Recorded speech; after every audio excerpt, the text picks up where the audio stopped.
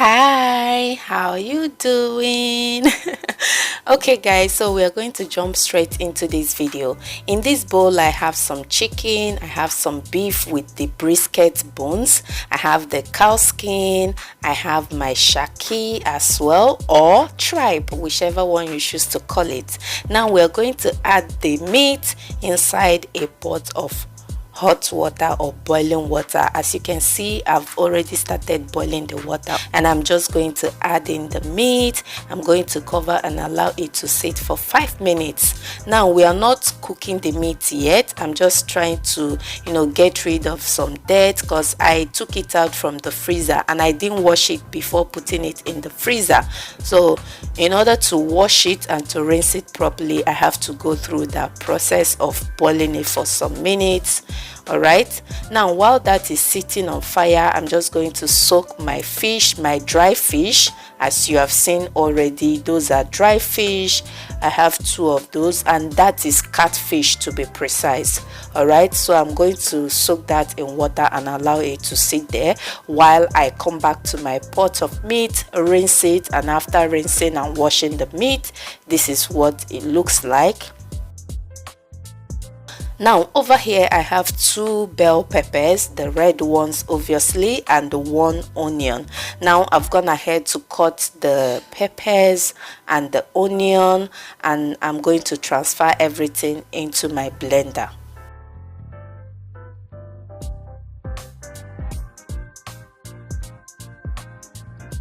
Now I'm just going to add some water just to help with the blending process. All right, and I'm going to blend till kind of in between roughly and smoothly blended. I hope that makes sense. So this is what it looks like after blending it, and I'm just going to pour everything inside the pot of meat. I'm going to give it a good stir to make sure that everything combines well. Now here is a close-up view. You can see it clearly, looking so glorious already. And to that I'm going to add my seasoning cubes. You guys, this took me like an hour to break in pieces.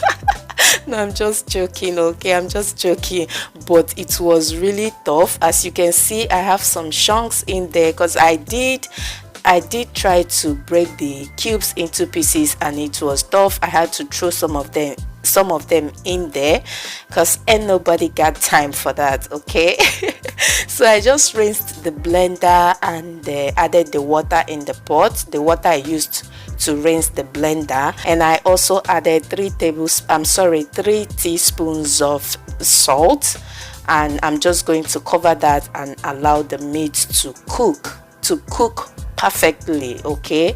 And while the meat is cooking, I'm going to go ahead and blend my crayfish. I have about 3 tablespoons. This time around it is 3 tablespoons and not 3 teaspoons, okay? And I also have 3 Scotch bonnet peppers. If you don't like spicy food, you can skip the peppers, or you can add more or less depending on how you handle spicy foods. And I'm going to excuse me, I'm going to blend that and set aside. Over here I have my okra. I have 4 packs of those. This is exactly how I bought it from the African store, and I just put everything in the freezer the day I bought them. I didn't wash them nor anything, just as it came. So today I was making the Ogbono and Okro soup, and I decided to take it out from the freezer and I washed it, and now I'm slicing the okra. Do you understand? I hope you get. So I'm just going to slice the okra into very tiny pieces, just like what you can see me do here now.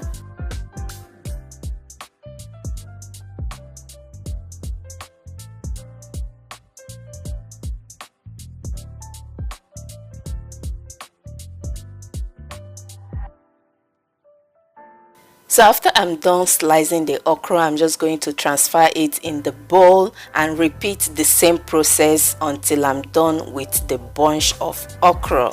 Over here I have my spinach. This is the one I'm using. Those are baby spinach, as you can see, and I'm just going to shred them into tiny pieces as well. Now while you are doing this, please be very careful. Do not cut your fingers with the knife, just like my baby always tells me, my last baby, which is Blessing. I'm sure a lot of you know Blessing. Whenever I'm cutting something, she will be by my side and be shouting, "Mommy, be careful, don't cut your hand." She's so cute, you guys. That girl is so sweet. Okay, so after shredding the spinach, I'm just going to wash and rinse the dry catfish. Just look on the screen and see how I'm doing it. I'm just basically taking off the bones, taking off some unwanted particles, some things that I don't want to bite into while eating my delicious okra and ogbono soup. I'm just taking them out from the fish. Sometimes I do take off the skin, sometimes I do leave it on, depending on how clean the fish is. So this one was quite in between clean and not so clean, so I had to leave the skin on, but I made sure I washed the catfish thoroughly well, just like you can see me do.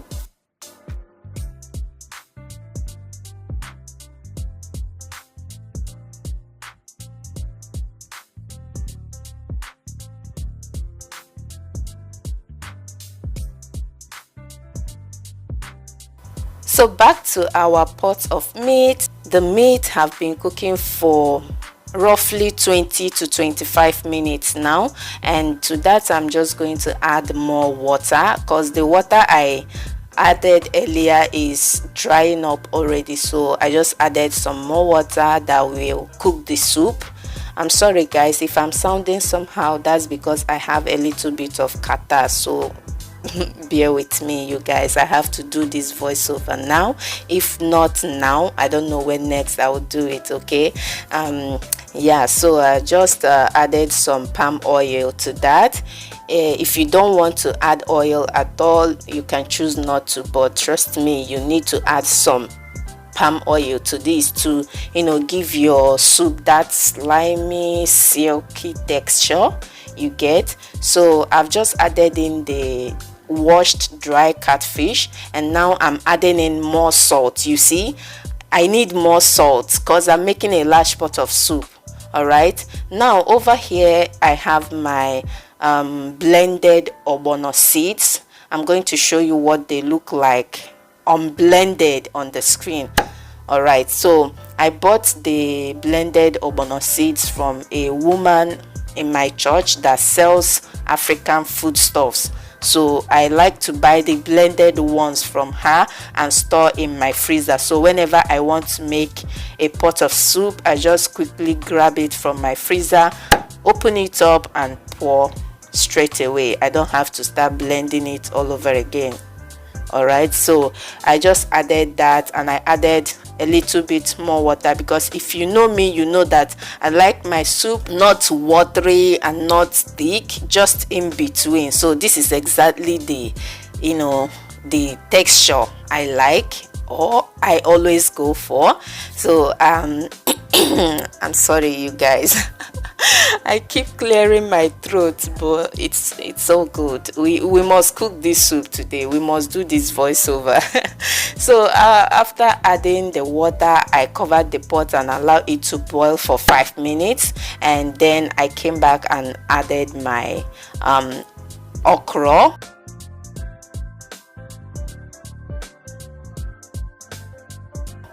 So I'm just going to stir it up a bit and pour in the blended scotch bonnet peppers with the crayfish. You remember, yeah, rinse the blender as well and add the water, and I'm just going to mix it, kind of make everything come together, and then finally we are going to add the shredded spinach.